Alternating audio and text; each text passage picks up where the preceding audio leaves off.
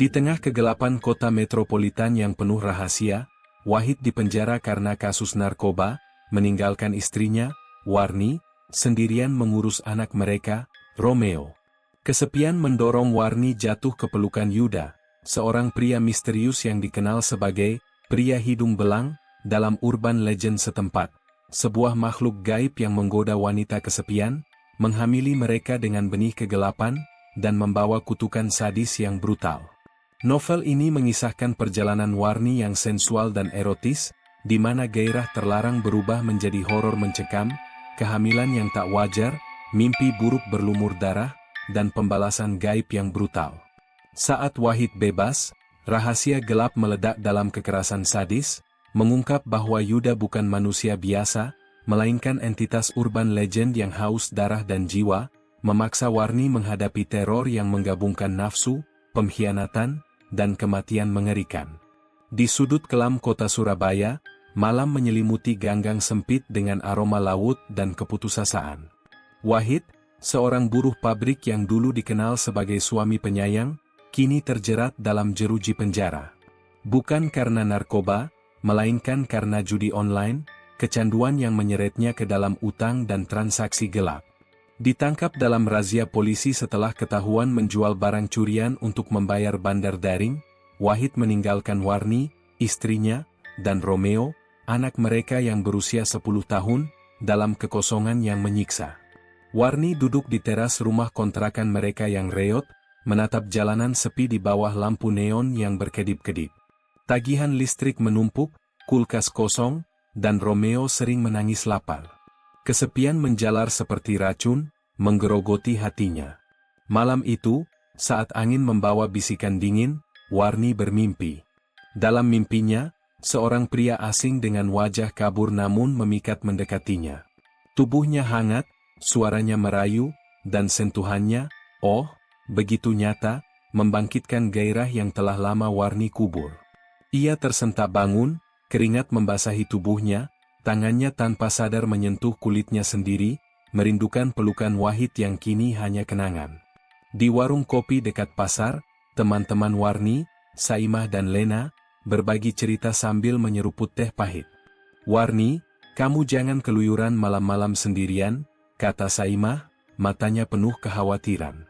"Di kota ini, ada cerita soal Gendruwo, si pria hidung belang. Katanya, dia suka mendekati istri-istri kesepian, merayu mereka di kegelapan, lalu menghamili mereka dengan anak setan." Lena tertawa, menganggapnya lelucon, tapi Warni merasa bulu kuduknya merinding. Cerita urban legend itu terdengar seperti dongeng, namun ada sesuatu dalam nada Saimah yang membuatnya gelisah. Malam demi malam, kesepian Warni semakin dalam. Ia mulai membayangkan pelukan pria lain, tangan yang membelai, dan ciuman yang membakar. Dalam kesunyian kamar, di bawah selimut tipis, ia menyentuh dirinya sendiri, membayangkan sosok asing dari mimpinya. Sensualitas itu membawa kelegaan sejenak, namun diikuti rasa bersalah yang menggerogoti. "Wahid, maafkan aku," bisiknya pada foto pernikahan yang mulai menguning. Di luar, angin malam membawa suara desis aneh, seolah-olah sesuatu mengintai dari bayang-bayang, menunggu Warni lengah. Sementara itu, di penjara, Wahid duduk di sudut sel yang pengap, menyesali setiap taruhan yang ia buat di aplikasi judi daring. Ia tahu Warni dan Romeo menderita, tapi ia tak bisa berbuat apa-apa. Di malam yang sama, seorang tahanan tua di sebelahnya berbisik, "Hati-hati dengan istrimu, nak. Kalau dia kesepian, Gendruwo suka datang." Pria hidung belang itu bukan sembarang hantu. Dia nyata, dan dia haus. Wahid menepis cerita itu, tapi hatinya dipenuhi kegelisahan.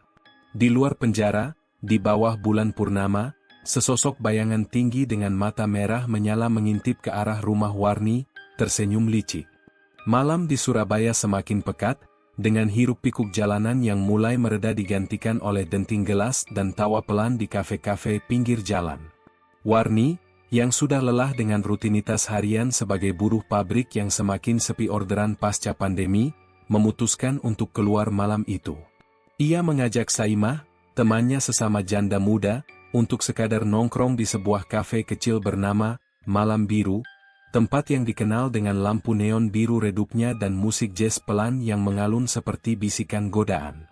Udara lembab menempel di kulit Warni, membuat kaos tipisnya melekat pada lekuk tubuhnya yang masih ramping meski usia telah menyentuh kepala 3.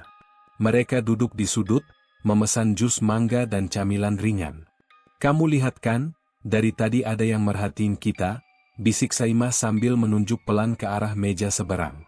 Dua pria duduk di sana, salah satunya tampan dengan senyum misterius, mata hitam pekat yang seolah menembus kegelapan.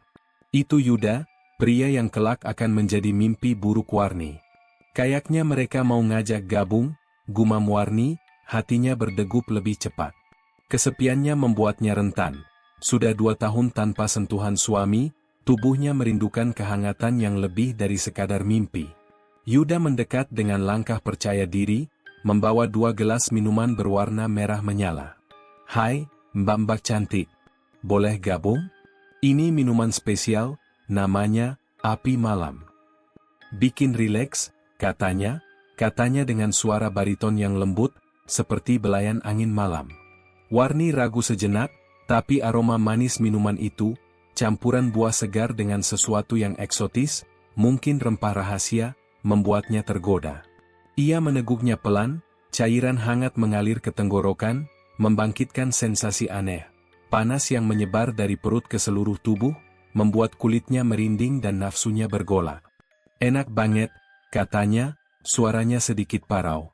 Yuda tersenyum, matanya tak lepas dari bibir Warni yang basah oleh minuman itu. Percakapan mengalir ringan, tapi Yuda fokus pada Warni. "Mbak kelihatan capek. Suami lagi di mana?" tanyanya, tangannya menyentuh lengan Warni secara tak sengaja, atau mungkin sengaja. Sentuhan itu seperti listrik, membuat Warni tersentak tapi tak menarik tangannya. Saimah tertawa, tapi Warni sudah terpikat. Minuman itu bekerja seperti afrodisiak, membangkitkan hasrat yang lama tertidur. Mereka pindah ke sudut lebih gelap kafe, di mana cahaya neon tak mencapai sepenuhnya. Yuda mendekat, napasnya hangat di telinga Warni. "Kamu cantik sekali, Mbak. Biar aku bikin malam ini tak terlupakan." Adegan erotis pertama meledak seperti api yang tersulut. Yuda menarik Warni ke pelukannya, bibirnya menempel pada bibir Warni dalam ciuman panas yang dalam. Lidah mereka bertaut, saling mengeksplorasi dengan rakus, rasa manis minuman bercampur dengan panas tubuh. Tangan Yuda menyusuri punggung Warni, meremas lembut pinggangnya, lalu naik ke dada, menyentuh payudara melalui kain tipis, membuat putingnya mengeras di bawah jari-jarinya yang terampil. Warni mengerang pelan, tubuhnya bergesekan dengan tubuh Yuda yang tegap, merasakan kekerasan di antara paha pria itu yang menekan perutnya. Sentuhan intim itu membuatnya lupa segalanya, statusnya sebagai istri Wahid, Romeo yang menunggu di rumah, dan kesetiaan yang mulai retak. Nafsunya membara, ia membalas dengan tangan yang menyusup ke baju Yuda, merasakan otot-otot keras di dadanya, kuku-kukunya menggores kulitnya dengan lembut, meninggalkan jejak merah yang membangkitkan gairah lebih dalam. Mereka berciuman lebih liar, Yuda menggigit leher Warni dengan gigi yang tajam tapi menggoda, meninggalkan bekas ungu yang akan ia sembunyikan esok hari. Tangan pria itu menyelinap ke bawah rok Warni, menyentuh paha dalamnya yang lembab, jari-jarinya menari di atas kain tipis celana dalamnya, membuat Warni menggelinjang. "Kamu basah sekali," bisik Yuda, suaranya penuh nafsu.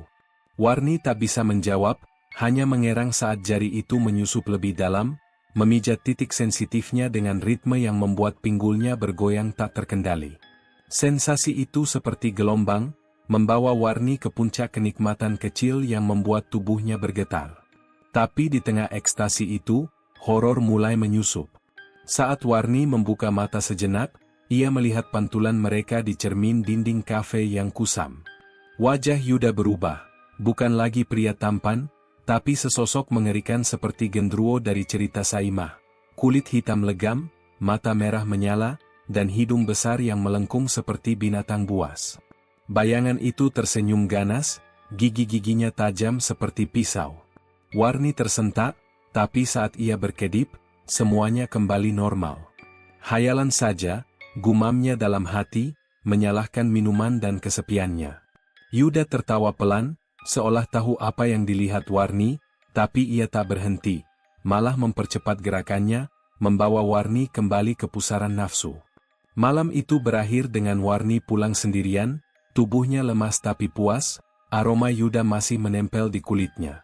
Di rumah, Romeo sudah tidur, tapi angin malam membawa desis aneh lagi, seperti tawa gendruwo yang mengintai dari kegelapan.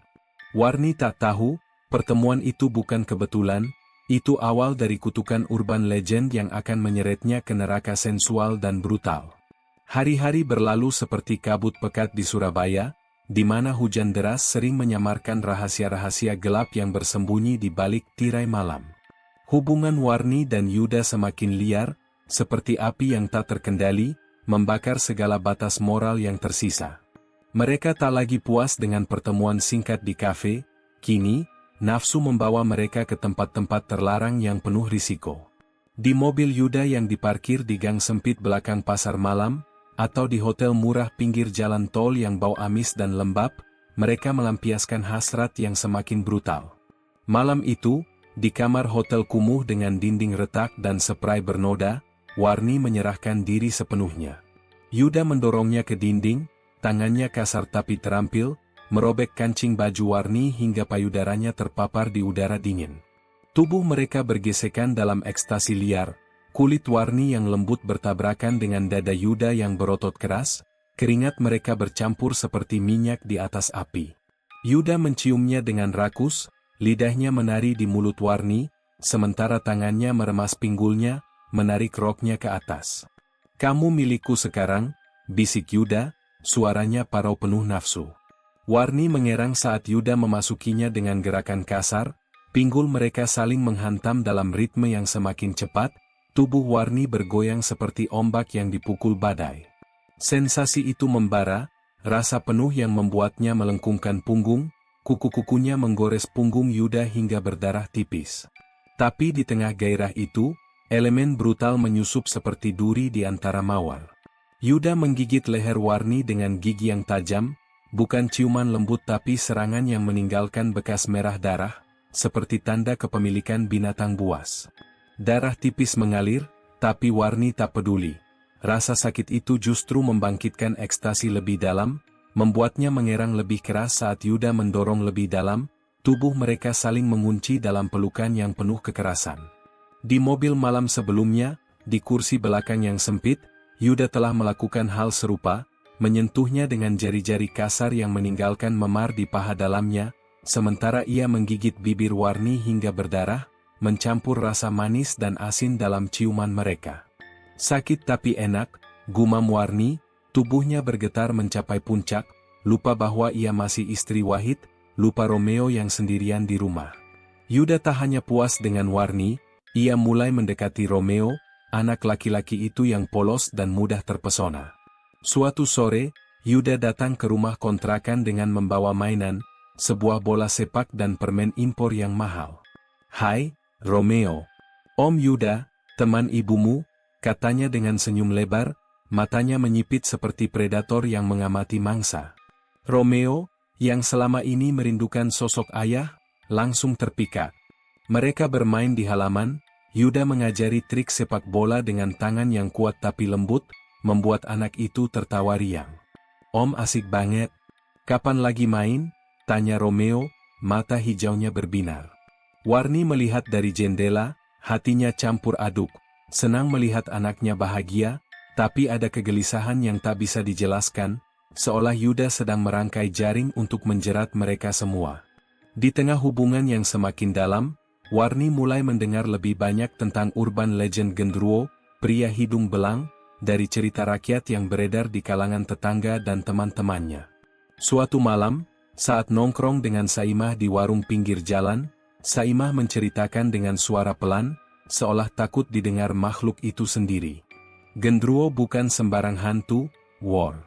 Dia roh jahat dari mitologi Jawa, tubuhnya besar seperti kera raksasa, berbulu hitam lebat atau kadang merah darah, kulitnya kasar seperti batu gunung. Matanya merah menyala, giginya tajam seperti pisau, dan hidungnya besar melengkung. Itulah kenapa disebut hidung belang, tanda kejahatannya yang tak tersembunyi. Saimah melanjutkan, matanya melebar penuh ketakutan. Menurut legenda kuno, Gendruwo adalah shapeshifter. Siang hari dia berubah jadi hewan seperti ular atau harimau, bersembunyi di hutan lebat atau bangunan terbengkalai. Malam hari, dia muncul sebagai pria tampan untuk menggoda wanita kesepian, istri-istri yang ditinggal suami. Kemampuan seksualnya luar biasa, katanya, bisa membuat wanita ketagihan, orgasme berkali-kali sampai lupa diri. Tapi itu jebakan. Dia menghamili mereka dengan benih kegelapan, janin yang bukan manusia biasa. Setelah lahir, Gendruwo memakan jiwa bayi itu, atau bayinya jadi monster yang haus darah, membawa kutukan pada keluarga. Banyak cerita rakyat bilang, korban Gendruwo ditemukan dengan perut robek, darah berceceran, dan roh mereka tak pernah tenang. Dia tinggal di tempat-tempat angker seperti pohon beringin tua atau sungai gelap, dan baunya seperti amis darah campur tanah basah. Warni tertawa gugup, tapi dalam hati, cerita itu menggema seperti lonceng peringatan. Bayangan di cermin kafe malam itu kembali terngiang, wajah Yuda yang berubah jadi monster. Ah, itu cuma dongeng, katanya, tapi malam itu, saat Yuda datang lagi dan mereka bercinta di mobil, gigitan Yuda terasa lebih dalam, seperti gigi binatang buas. Di luar jendela, angin membawa suara desis aneh, seolah Gendruwo sedang mengawasi, menunggu saat tepat untuk mengungkap wujud aslinya. Hujan deras mengguyur Surabaya seperti air mata langit yang tak henti, mencerminkan kegelapan yang semakin menyelimuti jiwa Warni. Sudah 3 minggu sejak haid terakhirnya tak kunjung datang, dan tubuhnya memberontak dengan mual yang tak biasa, bukan sekadar mual pagi, tapi gelombang sakit yang datang seperti badai, membuatnya berlutut di kamar mandi, muntah hingga air matanya bercampur dengan air liur. Di cermin yang buram, Warni menatap wajahnya yang pucat, tangannya gemetar menyentuh perut yang mulai membengkak pelan. Ini tidak mungkin, bisiknya pada dirinya sendiri, suaranya pecah oleh isak yang tertahan. Kehamilan ini bukan anugerah, ia adalah kutukan yang lahir dari nafsu terlarang, benih Yuda yang kini tumbuh di rahimnya seperti parasit yang haus jiwa. Emosi Warni bergolak seperti ombak laut Jawa yang ganas. Rasa bersalah menikam hatinya seperti pisau tumpul, mengingatkannya pada Wahid yang masih meringkuk di penjara, bertarung sendirian melawan penyesalan. "Maafkan aku, Mas," gumamnya sambil memeluk foto keluarga mereka, air mata menetes ke gambar Romeo yang tersenyum polos. Anak itu, Romeo, kini menjadi satu-satunya cahaya dalam kegelapan Warni, tapi bahkan cahaya itu mulai redup. Bagaimana ia bisa menjadi ibu yang baik jika janin ini, sesuatu yang aneh dan gelap, menggerogoti tubuh dan pikirannya? Malam demi malam, mimpi buruk menyergap. Janinnya bergerak seperti ular berbisa di dalam perut, melilit ususnya, berbisik kata-kata tak jelas yang terdengar seperti kutukan kuno. Warni terbangun berteriak, tubuhnya basah keringat dingin, dan rasa sakit emosional itu menyayat hati lebih dalam daripada luka fisik apapun. Rasa kehilangan diri sendiri, pengkhianatan terhadap keluarga, dan ketakutan akan masa depan yang hancur. Yuda, pria yang dulu seperti dewa gairah, kini muncul sebagai bayang-bayang kegelapan. Ia datang ke rumah kontrakan di malam hujan, mata hitamnya menyembunyikan rahasia yang semakin terkuak. "Kamu hamil?" "Ya," katanya dengan suara datar, tapi ada kilau kegembiraan jahat di matanya. Warni mengangguk, air matanya mengalir deras, tubuhnya gemetar dalam pelukannya yang dingin. "Ini hasil kita berdua, sayang. Tapi, kalau diterusin, semuanya akan hancur. Wahid sebentar lagi bebas, Romeo akan tahu. Kita harus hilangkan ini." Kata-katanya seperti racun manis, mendorong Warni ke jurang keputusasaan. Ia setuju. Bukan karena ingin, tapi karena rasa takut yang mengaduk perasaannya, takut kehilangan Romeo, takut Wahid tahu pengkhianatannya, takut janin ini adalah monster dari legenda Gendruwo yang Saimah ceritakan. Yuda membawa ramuan tradisional dari dukun pinggir kota, campuran akar-akaran hitam dan daun beracun yang baunya seperti tanah kuburan basah. Minum ini, akan selesai, katanya, memaksa Warni meneguknya di kamar gelap. Rasa pahit menjalar ke tenggorokannya, tapi yang lebih menyakitkan adalah emosi yang membuncah. Penyesalan atas malam-malam gairah yang kini berubah jadi mimpi buruk. Saat ramuan mulai bekerja, pendarahan brutal datang seperti banjir darah, menyayat perut Warni dari dalam. Ia berteriak kesakitan, tubuhnya meringkuk di lantai, tapi Yuda tak pergi, malah ia mendekat, nafsunya bangkit di tengah penderitaan itu. Adegan erotis bercampur horor meledak dalam kegelapan yang mencekam. Yuda menarik Warni ke ranjang, tubuhnya menindih meski Warni kesakitan. Ini akan bantu hilangkan rasa sakitnya, bisiknya, tapi matanya bersinar merah seperti mata gendruwo dalam legenda, merah darah, penuh kelaparan primal. Tubuh mereka bergesekan dalam seks kasar yang brutal. Yuda memasukinya dengan dorongan keras, tangannya meremas payudara Warni hingga memar, gigitannya di leher meninggalkan darah segar yang bercampur dengan keringat. Warni mengerang campur aduk, kesakitan dari pendarahan, tapi juga ekstasi terlarang yang membuat tubuhnya bergetar. Jari Yuda menyusup ke tempat paling intim, memijat dengan ritme ganas, sementara janin di perutnya seperti bereaksi, bergerak liar seolah menolak diusir. Kenapa seperti ini? Isak Warni di antara erangan, air matanya membasahi bantal, hatinya tercabik-cabik oleh campuran nafsu, rasa bersalah, dan teror. Yuda tertawa pelan, suaranya berubah jadi desis seperti binatang buas, mengungkap sisi gelapnya yang semakin nyata, bukan pria biasa, tapi entitas yang haus jiwa. Pendarahan tak berhenti semalaman, meninggalkan Warni lemah di ranjang, tubuhnya berlumur darah dan keringat. Emosi yang mengaduk perasaannya mencapai puncak. Rasa kehilangan atas janin yang tak diinginkan tapi bagian dari dirinya, penyesalan atas pengkhianatan yang kini menyayat hati seperti luka terbuka, dan ketakutan akan Yuda yang semakin mirip gendruwo. Romeo mengetuk pintu pagi harinya, suaranya polos memanggil, "Bu, sarapan yuk," membuat Warni menangis diam-diam, menyembunyikan bekas darah di spray. Di luar, hujan masih deras, tapi angin membawa bisikan aneh. Suara gendruwo yang mengintai, menjanjikan lebih banyak penderitaan. Malam itu, angin Surabaya berhembus seperti napas makhluk purba yang bangkit dari kubur, membawa bau amis darah busuk dan tanah lembab yang menggigit hidung. Warni, tubuhnya masih lemah dari pendarahan sebelumnya, memutuskan mencari bantuan dukun di pinggiran kota, sebuah kampung kumuh di belakang pasar malam yang dikenal sebagai sarang ilmu hitam. Yuda memaksanya pergi, tangannya mencengkeram lengan Warni seperti cakar besi dingin. "Mbah Suro bisa bantu, sayang. Ritualnya ampuh. Janin ini harus hilang sebelum Wahid pulang," katanya dengan suara yang kini terdengar seperti desis ular, matanya menyipit penuh kegelapan. Warni mengangguk lemah, hatinya dipenuhi ketakutan yang menggerogoti seperti cacing di daging busuk, ketakutan akan janin yang tak mati meski diracuni, yang masih bergerak di perutnya seperti tangan kecil yang mencakar dari dalam. Rumah dukun Mbah Suro adalah gubuk reot di bawah pohon beringin raksasa, akar-akarnya menjalar seperti urat darah hitam yang hidup, menembus tanah seperti jari-jari mayat yang merangkak keluar dari liang lahat.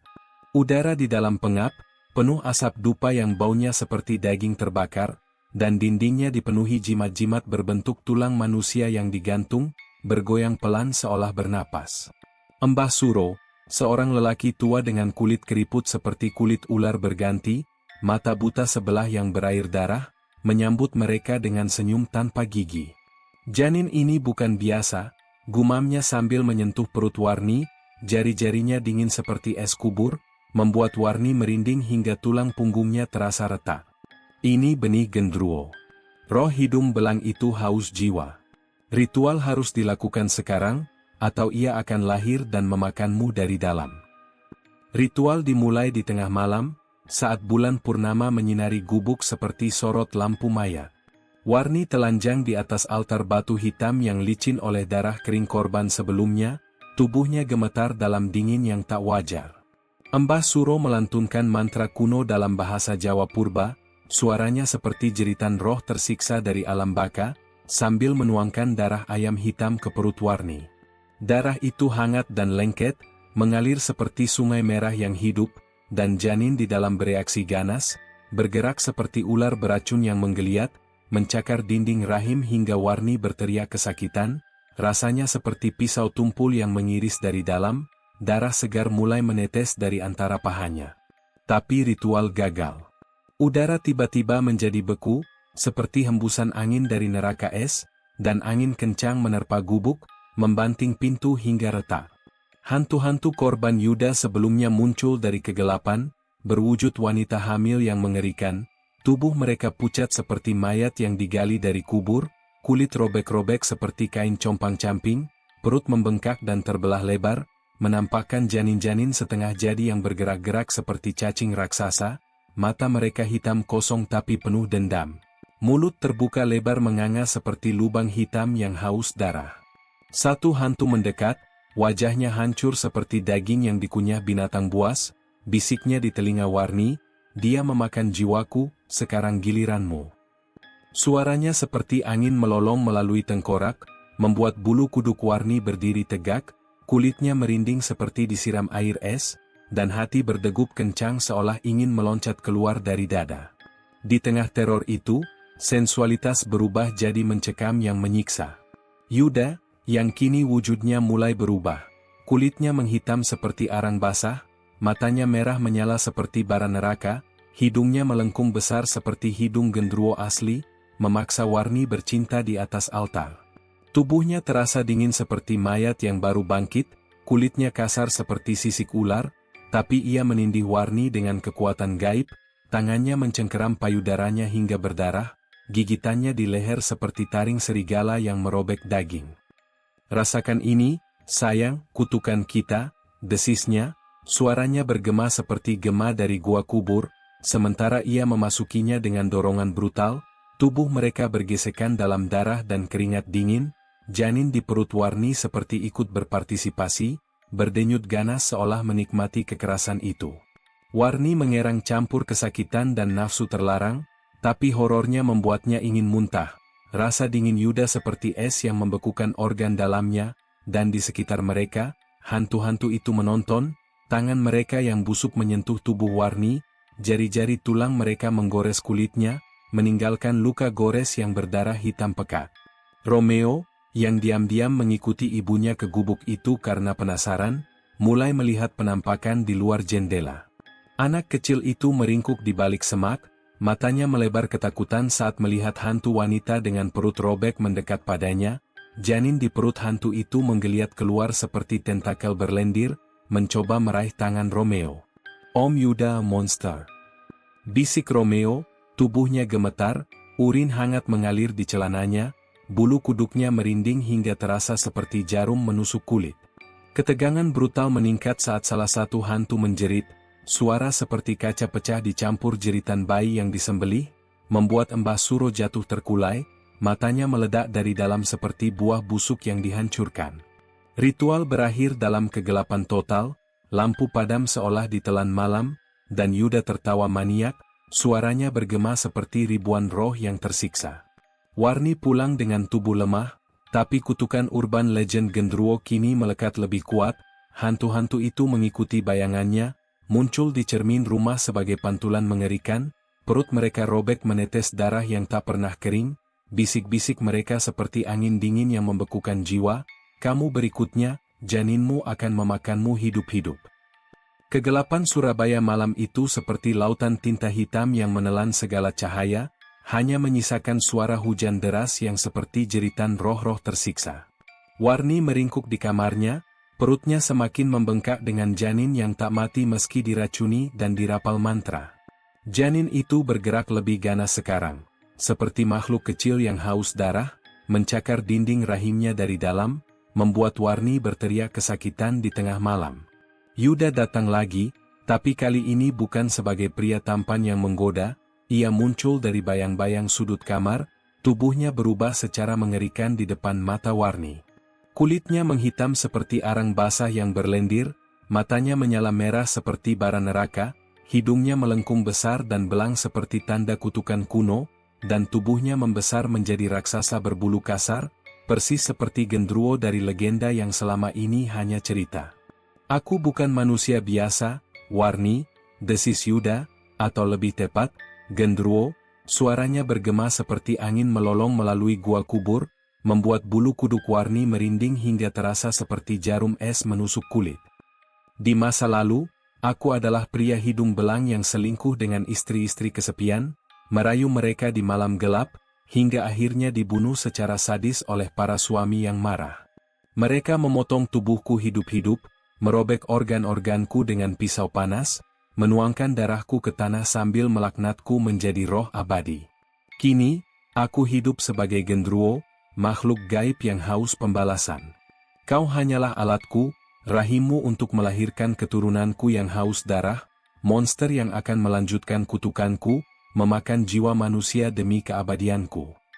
Warni mundur ketakutan, air matanya mengalir deras, hatinya tercabik-cabik oleh pengkhianatan yang kini terungkap sebagai jebakan gaib.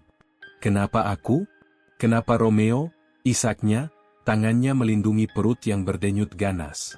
Gendruwo tertawa maniak, suaranya seperti ribuan kuku menggores papan kayu, mendekat dengan langkah berat yang membuat lantai bergetar. Karena kau kesepian, seperti mereka semua. Janin ini akan lahir sebagai anak setan, haus darah ayahnya sendiri, Wahid. Ia akan memakan jiwanya saat ia bebas, dan kau akan menyaksikannya, terikat dalam nafsu yang tak pernah padam. Pembalasan dimulai dengan teman Warni yang curiga, Saimah, yang selama ini mencurigai hubungan gelap itu. Saimah datang ke rumah Warni sore itu, matanya penuh kekhawatiran. War, aku curiga banget sama Yuda. Dia bukan orang biasa. Aku dengar cerita Gendruwo lagi, dan, kamu hamil, kan? Ini bahaya, kata Saimah, suaranya gemetar. Tapi sebelum Warni bisa menjawab, Gendruwo muncul dari kegelapan, wujudnya masih setengah manusia tapi dengan cakar tajam yang meneteskan darah hitam pekat. Ia menangkap Saimah seperti boneka kain, tangannya mencengkeram lehernya hingga kulit memerah. Adegan brutal meledak dalam kegelapan rumah yang kini seperti sarang monster. Gendruwo menyiksa Saimah di depan Warni, memaksa Warni menyaksikan sebagai bagian dari kutukan. Lihat ini, sayang. Ini pembalasan untuk yang curiga, desisnya, suaranya penuh nafsu jahat.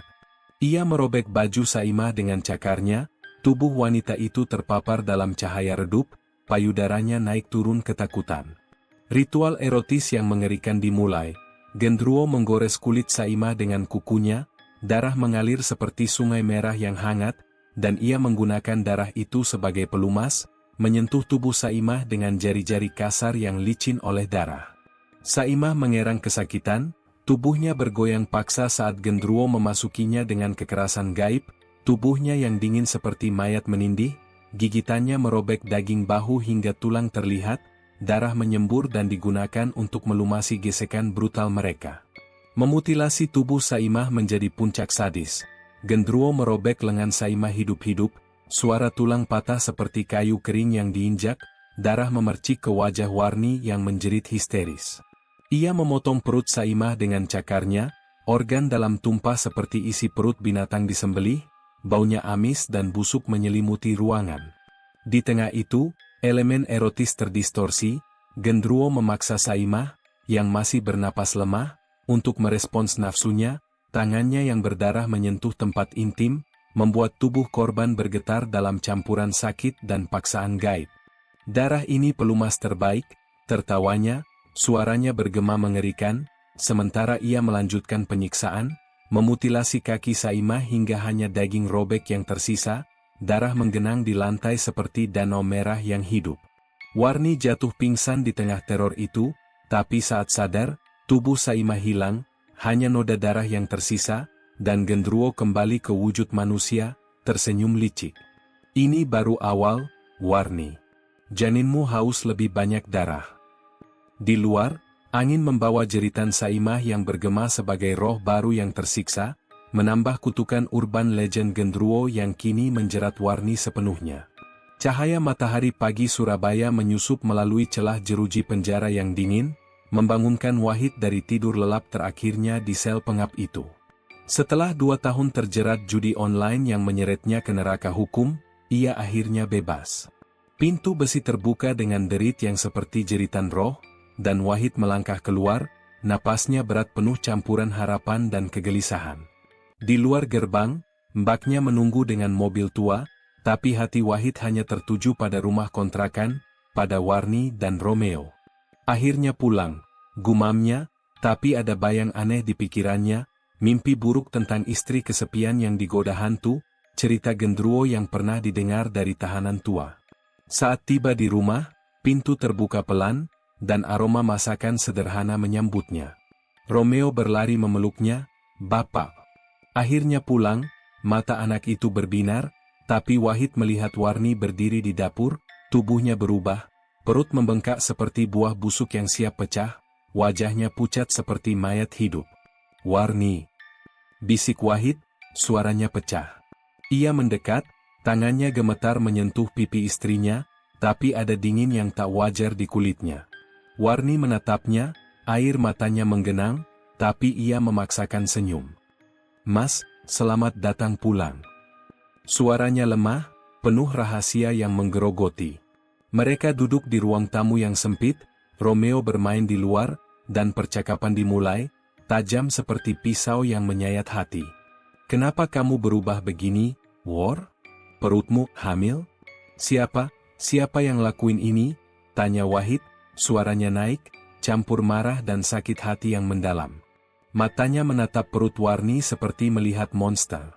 Warni menunduk, air matanya jatuh ke pangkuan. "Mas, aku kesepian.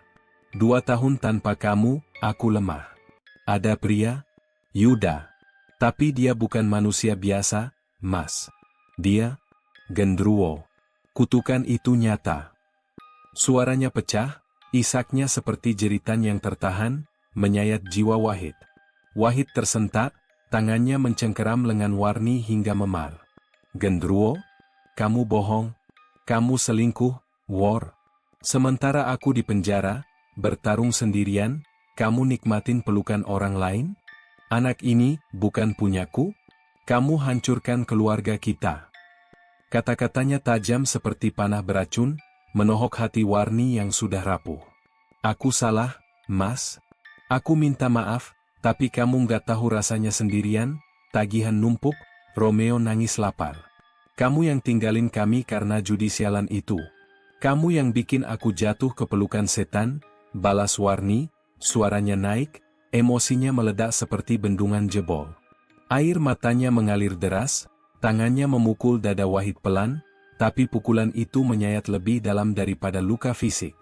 "Aku coba gugurkan, Mas, ritual, ramuan, tapi janin ini hidup terus, bergerak seperti monster. Ini kutukan karena dosaku, dosa kita berdua." Wahid mundur, wajahnya memucat, hatinya tercabik-cabik. "Dosa kita? Aku yang salah karena judi, tapi kamu biarin setan hamili kamu? Romeo tahu? Anak kita lihat ibunya kayak gini?"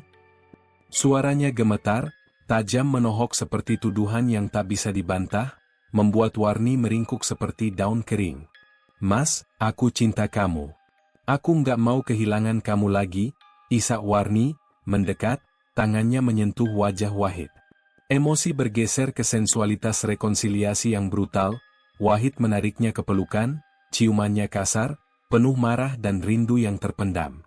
Tubuh mereka bergesekan di ranjang sempit, Wahid merobek baju Warni, tangannya menyentuh perut yang membengkak, tapi janin bereaksi ganas, berdenyut seperti jantung monster, membuat Wahid kesakitan saat memasukinya. "Ah, sakit," erang Wahid, tapi nafsu mendorongnya terus, gigitannya di leher Warni meninggalkan darah, sensualitas bercampur kekerasan. Di tengah ekstasi itu, horor meningkat. Wahid mendengar suara janin berbisik dari perut Warni, suara kecil tapi mengerikan seperti desis ular berbisa. "Ayah, aku haus darahmu." Bisikan itu tajam menyayat jiwa Wahid, membuatnya mundur ketakutan, luka dalam di tubuhnya seperti dicakar dari dalam. "Apa ini, War? Janin ini berbicara?" Warni menangis, "Itu gendruwo, Mas, dia pakai aku untuk lahirkan monster. Kita harus lawan, tapi aku takut kehilangan kamu selamanya." Percakapan mereka berakhir dalam isak bersama, emosional yang tajam menohok, menyayat hati seperti luka yang tak pernah sembuh. Malam itu, angin membawa jeritan hantu Saimah dari luar, mengingatkan bahwa pembalasan Gendruwo semakin dekat. Malam itu, kegelapan Surabaya seperti neraka yang terbuka lebar, angin menderu seperti jeritan ribuan roh yang haus darah, membawa bau amis daging busuk yang menyelimuti rumah kontrakan reot. Pintu depan berderit terbuka sendiri, dan Yuda, atau lebih tepat, Gendruwo dalam wujud aslinya, muncul dari kegelapan, tubuhnya raksasa berbulu hitam legam, mata merah menyala seperti bara api neraka, hidung belangnya melengkung ganas, cakar tajamnya meneteskan darah hitam pekat. Waktu pembalasan tiba, Warni, desisnya, suaranya bergema seperti guntur dari alam baka, memaksa pertarungan gaib yang tak terelakkan. Wahid berdiri di depan istri dan anaknya, tangannya gemetar memegang pisau dapur, tapi ia tahu ini bukan pertarungan manusia biasa, ini perang melawan kutukan urban legend yang hidup. Gendruwo menerjang seperti binatang buas, cakarnya merobek dinding rumah hingga kayu berderak seperti tulang patah. Kamu milikku selamanya, Warni. Janin ini, keturunanku, akan lahir sekarang, jeritnya, suaranya mengerikan, menyayat jiwa seperti kuku menggores batu nisan. Warni meringkuk di sudut, perutnya berdenyut ganas, janin di dalam seperti monster yang ingin keluar. Tidak, Yuda, tolong, ini anakku juga, isak Warni, suaranya pecah, emosinya meledak seperti luka terbuka yang berdarah. Air matanya mengalir deras, hatinya tercabik-cabik oleh penyesalan yang menyayat, aku salah memilihmu, kamu setan. Kamu hancurkan hidupku, keluargaku. Wahid melompat maju, pisau menusuk tubuh Gendruwo, tapi luka itu hanya mengeluarkan darah hitam yang mendesis seperti asam.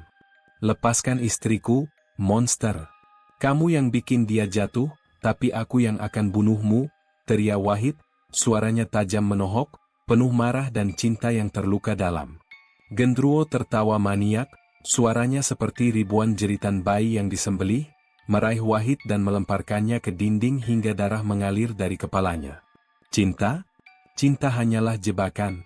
Aku pakai tubuhnya untuk lahirkan darah baru, dan kamu akan jadi makanan pertama. Adegan mencekam pembantaian brutal meledak di rumah sempit itu. Gendruwo menarik Warni ke lantai, cakarnya merobek bajunya, tubuh mereka bergumul dalam darah yang menggenang seperti danau merah pekat. Sensualitas erotis terdistorsi jadi horor mengerikan, tubuh Gendruwo yang dingin seperti mayat menindih Warni, tangannya menyentuh tempat intim dengan kasar, darah sebagai pelumas licin yang amis, gigitannya merobek daging leher hingga darah menyembur. Rasakan ini, nafsu yang kau idamkan, desis Gendruwo, suaranya mengerikan, memaksa Warni mengerang campur sakit dan sisa gairah terlarang, tubuhnya bergoyang paksa dalam ekstasi yang menyiksa. Tapi horor mencapai puncak saat cakar Gendruwo merobek perut Warni hidup-hidup. Suara daging robek seperti kain basah yang dicabik, darah memercik kemana-mana, mengeluarkan janin Gendruwo, makhluk kecil berbulu hitam dengan mata merah, mulutnya penuh gigi tajam, menggeliat seperti ular beracun yang haus darah. Romeo, saksi kecil yang trauma, meringkuk di balik pintu kamar, matanya melebar ketakutan, tubuhnya gemetar tak terkendali. Bu, bapak monster, bisiknya, suaranya pecah seperti kaca retak, air matanya mengalir deras, hatinya tercabik selamanya oleh pemandangan mengerikan itu. Kenapa? Kenapa Om Yuda jadi begini? Aku takut, tolong selamatkan Bu, isak Romeo, suaranya menyayat hati, emosional yang tajam menohok seperti pisau menusuk jiwa orang tua. Di tengah kekacauan, Gendruwo hidup sepenuhnya. Korban-korban lama bergabung dalam pembalasan, hantu wanita hamil dengan perut robek muncul dari bayang-bayang, termasuk Saimah yang tubuhnya dimutilasi, wajah mereka hancur seperti daging busuk, mata hitam kosong penuh dendam. Kamu selanjutnya, Warni, seperti kami, jerit mereka serempak, suara seperti angin melolong dari kubur, tangan busuk mereka meraih Gendruwo, menariknya ke kegelapan. Kami yang kau hamili, kau bunuh, sekarang balas dendam, isak Saimah hantu, suaranya mengerikan, menyayat seperti kutukan abadi. Gendruwo berjuang, tapi korban-korban itu merobek tubuhnya, darah hitam menyembur, pembantaian berbalik jadi pembalasan gaib yang brutal. Wahid merangkak ke Warni, tangannya menutup luka robek di perut istrinya, darah mereka bercampur. "War, tahan, aku cinta kamu, jangan tinggalin aku." Isa Wahid, suaranya pecah, emosional yang menyayat hati seperti luka akhir. Warni tersenyum lemah, tangannya menyentuh wajah suaminya. "Mas, maafkan aku, selamatkan Romeo, ini akhir kutukan kita." Janin monster menggeliat mendekat, tapi hantu-hantu menariknya ke neraka, jeritan mereka bergema mengerikan.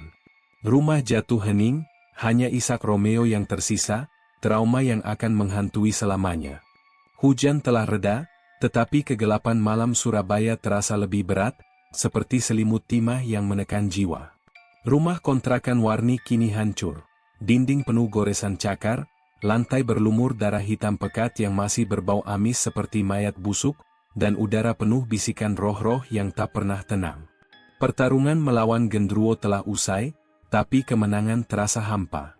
Wahid memeluk Warni yang lemah di ranjang, luka robek di perutnya masih mengucurkan darah merah bercampur hitam, tanda kutukan yang belum sepenuhnya hilang. Romeo meringkuk di sudut, matanya kosong, trauma menjelma seperti bayang-bayang yang menelan keceriaannya selamanya. Janin monster telah ditarik ke neraka oleh hantu-hantu korban Gendruwo, tapi rumah itu masih bergema dengan jeritan mereka, suara yang mencekam seperti kuku menggores batu nisan. Wahid dan Warni tahu mereka harus mengakhiri kutukan ini, apapun harganya. Mereka mencari Mbah Suro, dukun tua yang selamat dari kegagalan ritual sebelumnya, kini bersemayam di gubuk yang lebih gelap di tepi sungai berbau busuk.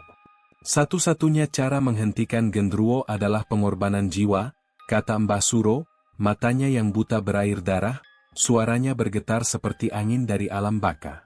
"Salah satu dari kalian harus menyerahkan diri sebagai tumbal, atau kutukan ini akan hidup kembali, mengejar keluarga kalian selamanya."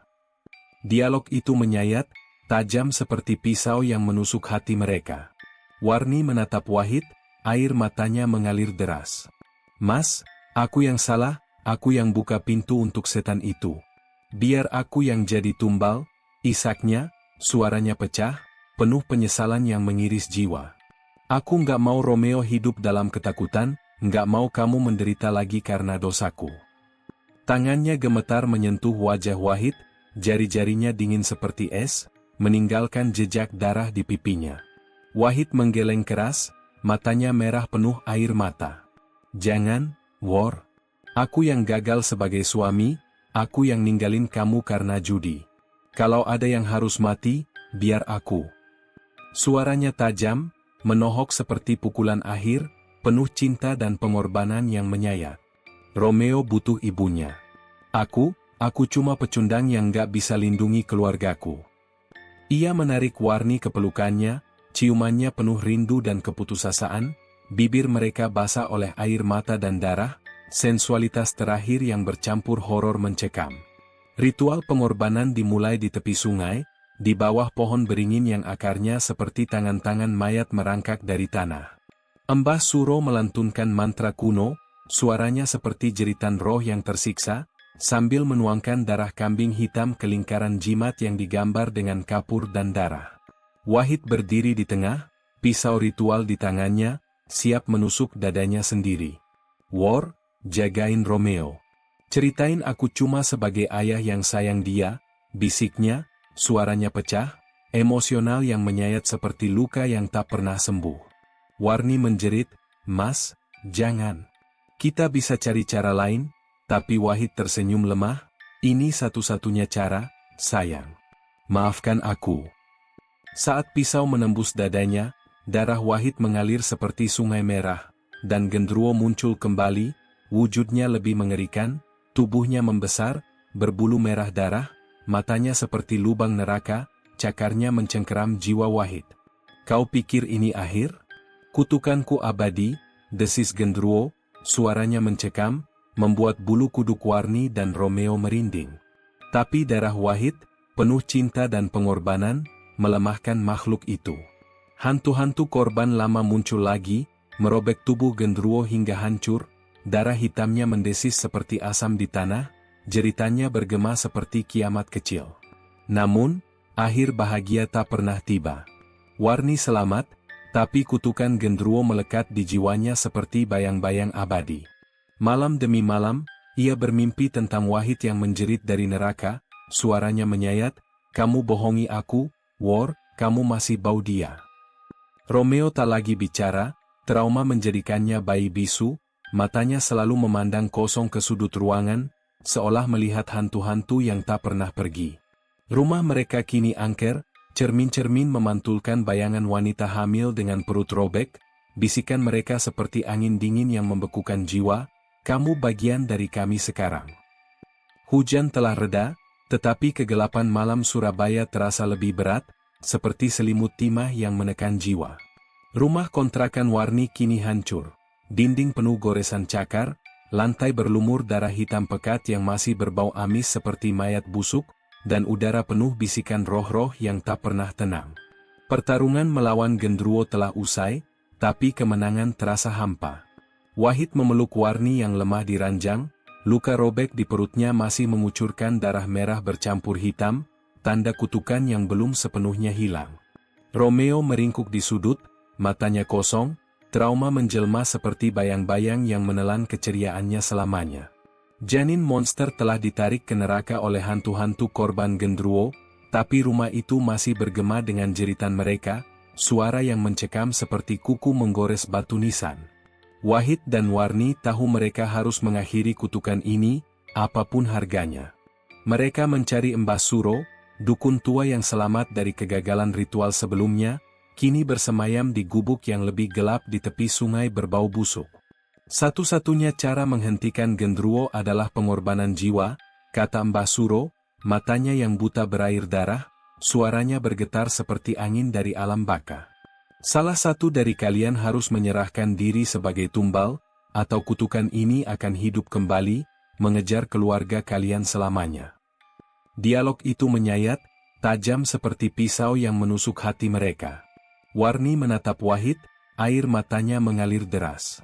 "Mas, aku yang salah, aku yang buka pintu untuk setan itu.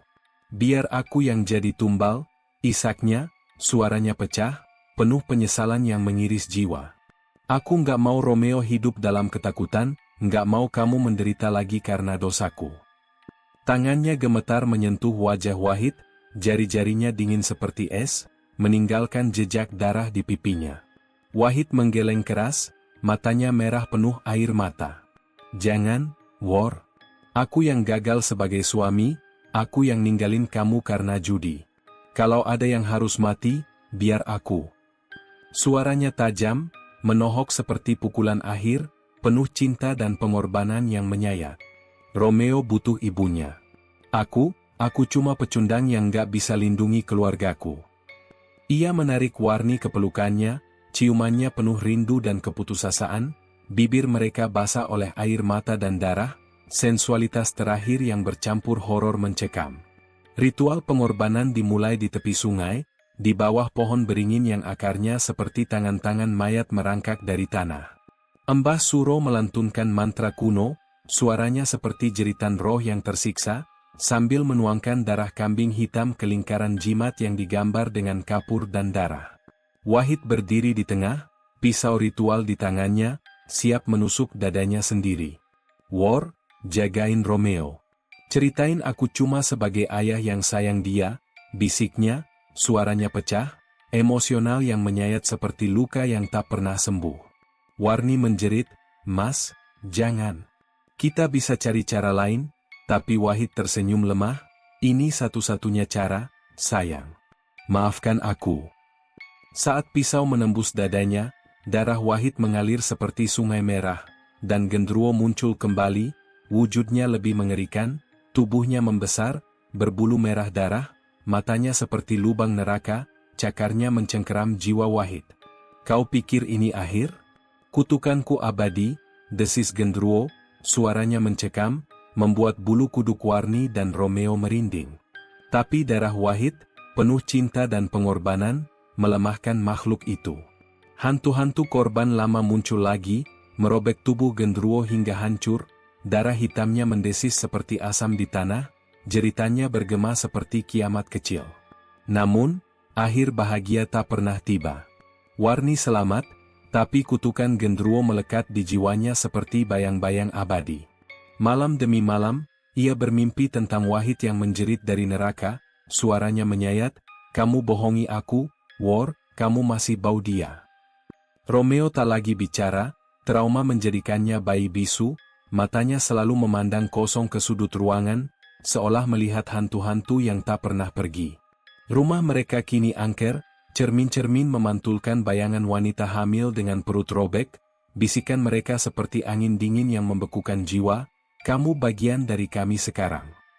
Warni, kini sendirian, berdiri di jalanan malam Surabaya, tubuhnya masih memikat meski penuh luka batin. Seorang pria tampan mendekat, matanya hitam pekat, senyumnya seperti Yuda dulu. "Mbak, sendiri? Mau teman malam ini?" tanyanya, suaranya manis seperti racun. Warni tersenyum tipis, tangannya menyentuh pipi pria itu, sensualitas erotis muncul kembali, tapi matanya kosong, ia tahu, siklus Gendruwo belum berakhir. Di kejauhan, angin membawa desis mengerikan, suara Gendruwo yang hidup kembali, dan bayang-bayang di cermin menertawakan nasib Warni yang terperangkap selamanya.